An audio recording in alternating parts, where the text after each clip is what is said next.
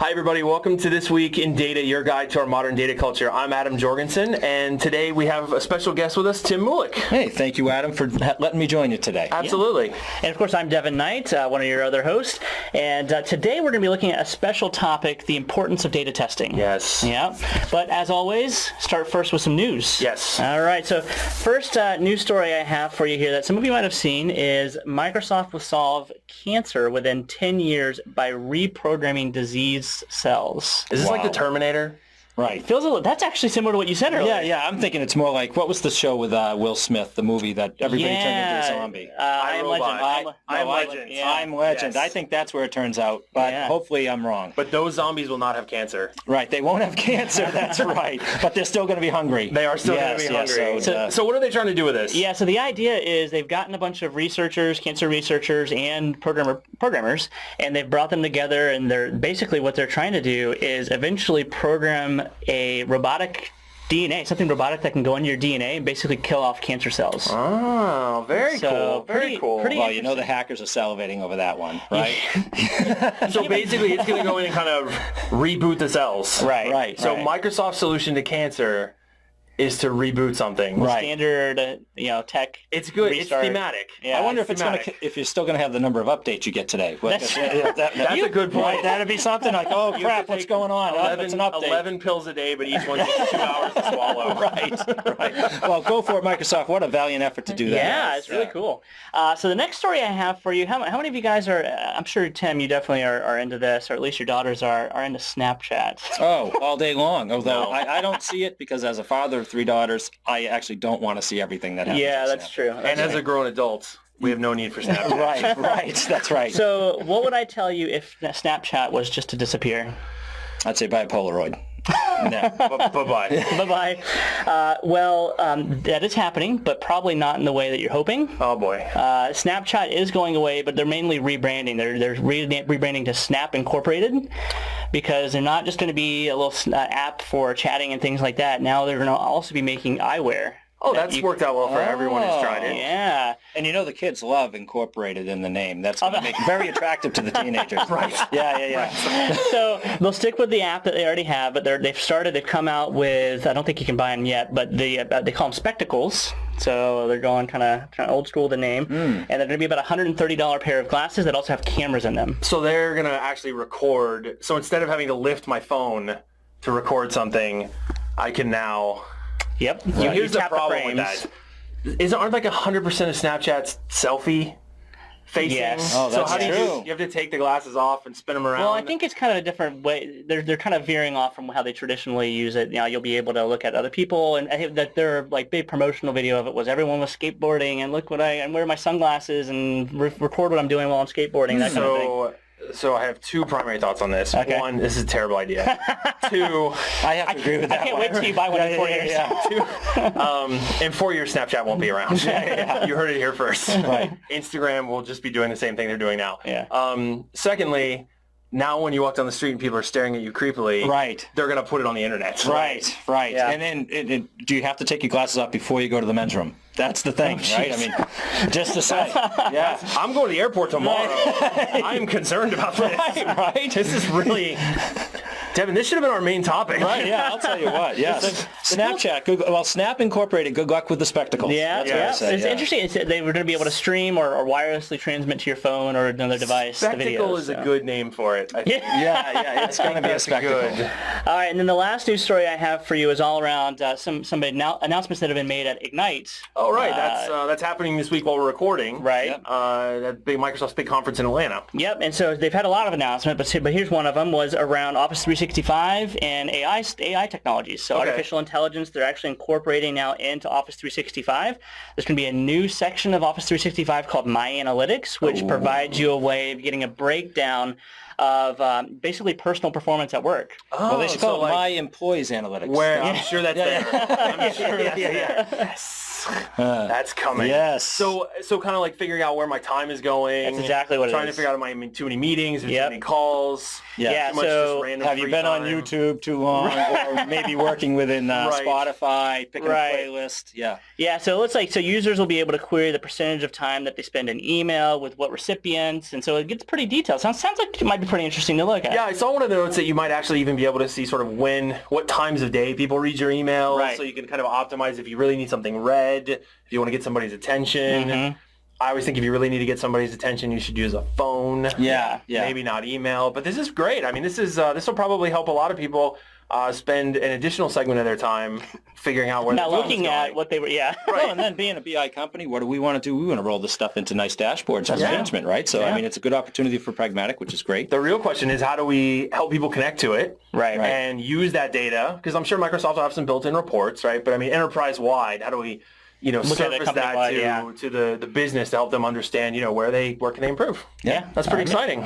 So that's our news for today. So let's transition now into our main topic, which is all around data-centric testing. And so that's actually why we have Tim here today as a special guest, one of our experts on the ideas of testing and really, why is it important to do. So let's start with that. Why is it important to do data testing? Well, first, let me qualify. This passion came from, I got this from John Welsh. John Welsh is our president of our software company. He's been out for many, many years working with customers directly. And one of the recurring themes that we get, and would all agree on this, over the 9 years here at Pragmatic and prior, is our customers constantly request, how can I validate the results in my reports that go to my board or go to my customers to make sure I have confidence in those results? And it's not an easy thing to do. No. And a lot of companies, they have their own way of doing it. Everybody sort of has a homegrown validation method. And what we typically see when we're working with customers is it all depends on how much time they have to spend on it. They may, write a really quick little query, or they may have a more formal process that sometimes happens, sometimes doesn't. Maybe it's with QA, maybe it's with the developers. And so if you don't have a consistent process and a way to always know to see, my reports are green, right? Or I can visualize, that I have confidence in it. The business, the recipients of those reports, they know that the process isn't rock solid. Right. And so even when they hear, oh yeah, we tested it or this or that, that confidence isn't there, is it? I got to tell you, I think, Adam, it's even worse than that most of the business people, for example, Devin, if you're looking at your reports that are provided to you on the training program here, right? And you get a 3, but the actual result is a 7. Would you know that as the business person? No, I would take that data, assume it's great, and I'm like, woo. Or actually, if it was a 3 and it was really a 7, I'd be maybe disappointed. Yeah, you may be disappointed, right? You didn't get your bonus when, in fact, okay, so that, next thing you know, I'm going to take a look and make sure we get you some bad data on your bonus. Don't tell him about what we did to the report. Yeah. So, in fact, Devin, your experience is right in line with all of our customers. That most of the people that are at a director level or higher, if they're not in the data quality world, don't know, actually, they don't know that the results that are in the reports are not validated. Yeah. What does happen underneath the covers with all the folks that are supporting the data-centric systems is they're basically testing the systems themselves. And if the systems themselves produce an accurate result in Dev or QA, they assume that the systems in production are going to continue to produce accurate results. And in fact, that's not the case. No, it's very rarely the case. And there's so many things that can act on that data once it's left dev or stage, right? And I think, we talk a lot about, our mission at Pragmatic Works, which is really to help customers view and treat their data as their most important asset. And, we have so many other assets in an organization that we care for and support and test and validate and, really invest in. And, data is one of those things that, gets certain types of investment, but things like testing, which are so critical, don't always get the investment that they need. So, how can companies think differently about treating that data as an asset? How does that change their mindset when they start to do that? Well, one of the concepts that seems to be a common thread when it comes to data, and it looks in other IT assets, just looking at IT assets, right, is typically an IT asset is treated in 3 basic functions, right? You're testing that asset, you're monitoring that asset, you're managing that asset as you see failures, and that happens throughout its life cycle in a very simple way. Right. If you were to look at your data is maybe tested with some sample data in QA and Dev, it's pushed to production, and then it's left to the Wild West. Right. The system it's running on might be monitored. The system's monitored, but if the server's off, all bets are off. Right. But if the data's valid or invalid, nobody has confidence, nobody can move forward, slows the business down. You're not monitoring that data, and you're not managing it for failures. So I think in the simplest concept for today's conversation. Those two steps, if you are able to now monitor your results and manage failures in your results, you're beginning to treat your data as an asset. And what is treating data as an asset? Why is it important to organizations out there? And I see it an awful lot in the medical healthcare sector, people that are now putting together organizations so they have confidence in their data and they get more from it. Right. Yeah. And so, for example, I know you had some examples, Adam, about, when people give a little more, do treat their data as an asset, give a little more attention to their data, they're able to get more out of it. Right. Yeah. Data is the only asset you really have in your organization you can just almost infinitely leverage, right? Yeah. Other things wear out, printers, different systems, even people. Right. People will wear out. You can only work them so many hours during the week. I mean, well, you're going to figure that out with my analytics. Right. So we're going to know when we're going to know from Microsoft when they're about to go and just lay them off and get somebody else in. Exactly. Right. So, when you do have that attitude of treating your data as an asset, there's a lot of different things that you begin to rethink. Mm-hmm. Not only how you test and manage and cure and care for that data, mm-hmm. but what you do with it downstream. Are you using it to get more insight into your customers or your time or your products or your people and your profits, et cetera? So, there's a lot of different things we can do when we value our data as our number one asset. So, but we're talking about testing today. Mm-hmm. I was going to say, most people would think asset and think, all right, well, I got to make sure it stays up. I mean, make sure there's backups for it and things like that. You monitor and manage. Monitor and manage. Those other two steps you mentioned. Mm-hmm. So then what does it mean, or what does it look like, and what are some of the things that we should be testing when it comes to a data central product? Let's say I have an application that I've developed. What are some of the things that I do need to be testing within it? Well, that's an excellent question. So you basically talk about that in terms of validation scenarios, right? So every company has a multitude of validation scenarios. So if you're in healthcare, you might want to be validating the results that are in your HIPAA reports, for example, or in finance, it might be Sarbanes compliance.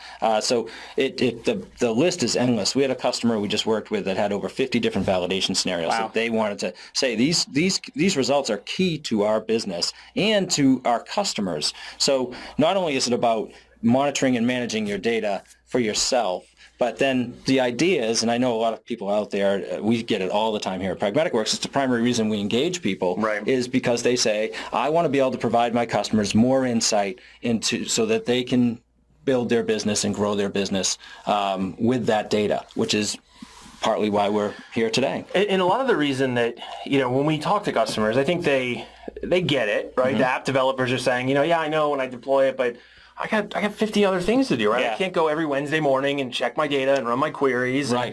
And, we see companies handling things different ways. So how are companies really handling this data testing thing, and is there something that should be doing better? It comes down to a very simple concept. Back in the early 90s, I will use an analogy of just automated testing in general. So in the early 90s, yes, I'm that old and I've been around that long, when people were moving from mainframe to distributed systems, driven largely by Y2K, the concept of automated testing for applications and load testing came about. And a lot of people were like, well, I already have my test plans and so on in Word and Excel, and so I don't really need automated testing. But in order for them to get the quality and to be able to meet the deadlines they needed and to hit the volume of testing that was required, they had to automate. And the same thing comes today with data testing. There is now an ability to have automated data testing. It's going to take over how people manually test today, which is basically, you're right, you can't physically test every scenario. Right. You can't use every table, for example. You just simply don't have the time to do that and not manually and validate it. With automated data testing, your results are validated 100% of the time as those results occur. So you basically know that every single time a result goes in a report and it doesn't match what you've expected it to be, it will flag it so that you can investigate it and determine, is this bad data or is it accurate data? Mm-hmm. And by doing that, you're treating your data as an asset. So by treating our data as an asset, by having that automated data testing in place, what we're really doing is we're stopping bad data from getting into our organization. Yes. Because we're testing it, we're making sure that if there's a problem, we're stopping it. And then really by having that as part of our operational cycle, we're eliminating bad data forever. Right. Yeah, right. It is something that happens over time. You're absolutely correct. There's stuff happening under your nose today, even at Pragmatic. We use this internally. Right. Everywhere. Yeah. That's happening. You don't even know. Like Devin said, he wouldn't know if it was a 3 when it should have been a 7. He wouldn't know that. No business owner would today. They assume that it's correct. So the beauty about the automated testing is, one, it allows you to do it, set it, it will validate 100% of the 100% of the time, and when it doesn't pass your validation scenario, which is basically, do you expect a 7, Devin? Do you expect something between a 5 and a 10 and not a 3? Right. What is your expectation? At what point do you turn good data into bad data? Well, you may not know that exactly. In fact, the 3 might have been a correct piece of data, but it would tell you before it was consumed and went into your bonus report, hey, let's go investigate this result because it's out of the range of the normal range. That makes sense. Yeah. So you've been thinking about this a lot. Obviously, John Welch has also been thinking about this a lot. What's our solution? What are we doing at Pragmatic Works to solve this problem? Well, we're trying to educate people that this option exists. Yeah. So the concept of automated data testing is new to people in the world today. It's new to Pragmatic. We've been at it now for a couple of years in development, using it, eating our own dog food, and we're seeing tremendous results. We're capturing things that would have cost us, if that bad data continued for a period of, say, 90 days in our sales team, it would have cost us thousands of dollars to try to replicate and solve, to find it if we ever found it, but to make sure we correct the problem and the impact it had. Yeah. Right. So what we can do today is just to get people to not necessarily come out and just look at Legitest here at Pragmatic Works, but just identify the fact that automated data testing is coming, and it is coming in a way that automated testing came to app dev in the mid-90s.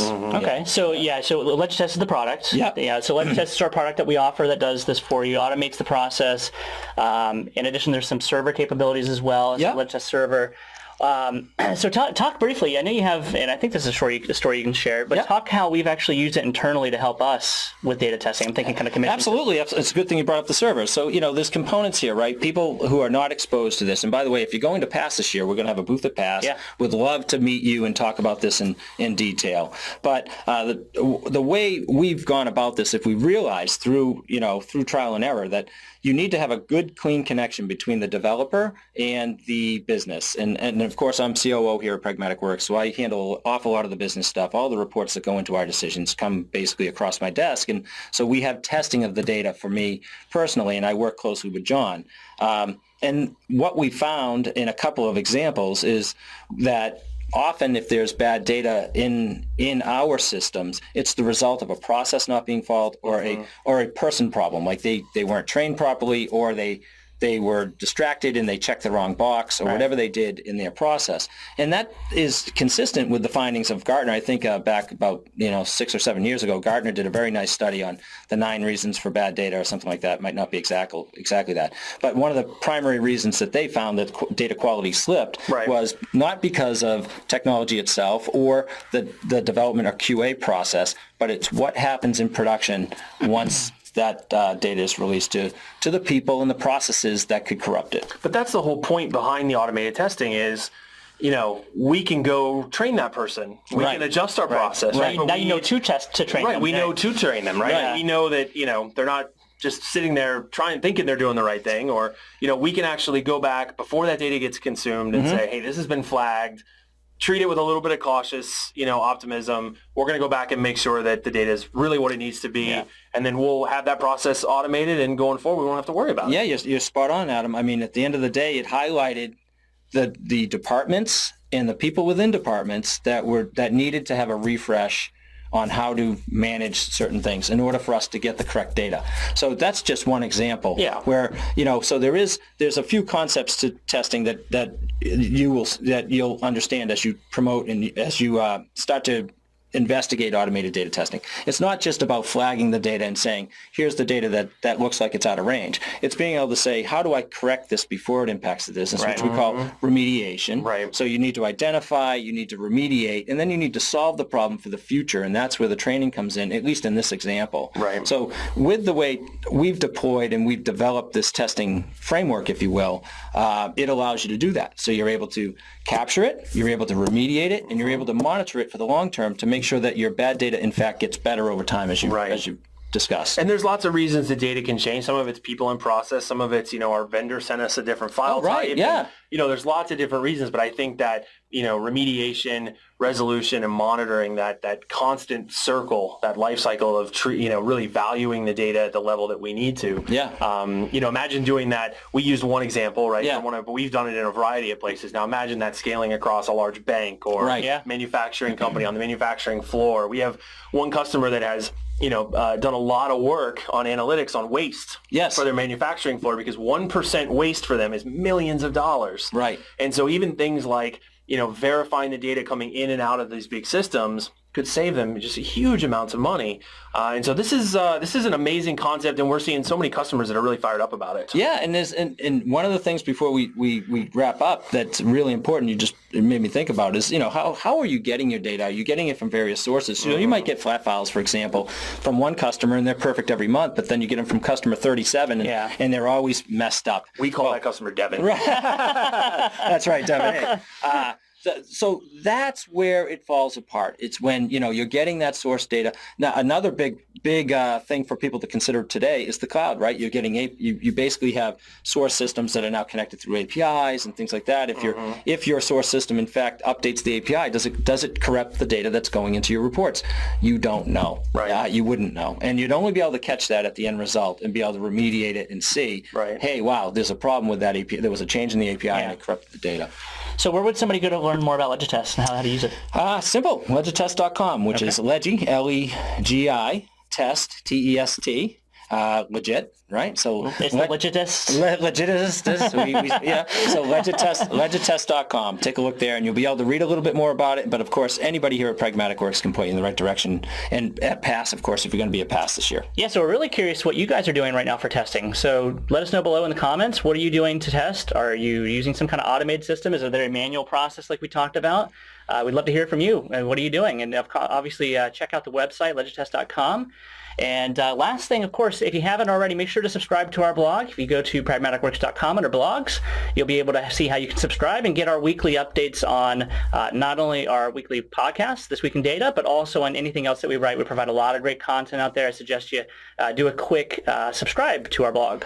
Yeah, fantastic. And as Tim mentioned, we're going to be out at PASS Summit later this month. So if you guys are going to be out there, please come check us out. We'll be on the expo floor. We got a ton of speakers. We have a big presence out there. Also, feel free to hit us up on social media during the week. We're going to be sharing a lot of things. We've got a lot of fun giveaways, a lot of things going on. And as Devin mentioned, we really want to know what you guys are thinking and how you feel about the not only automated data testing, but also any new topics or anything you'd like to see us do here on the webcast. So. Yeah, look out for my analytics. All of you sitting at your desk right now. Yes, exactly. Your managers are watching. That's the thought that we'll leave you guys. It's all about improvement. Yes. Yes. Thank you guys so much for hanging out with us today. We'll talk to you soon. All right, thank you. Thanks.